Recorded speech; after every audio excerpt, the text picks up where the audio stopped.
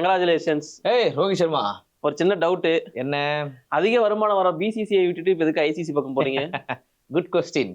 இது நிறைய பேர் என்கிட்ட கேட்டாங்க, யாருக்குமே நான் பதில் சொல்ல. இருந்தாலும் நீ கேட்கறன்றதால நான் சொல்றேன். இங்க எத்தனை டீம் இருக்கு? ஒரு டீம் இருக்கு இந்தியா. ஒரே டீம். அங்க எத்தனை டீம் இருக்கு?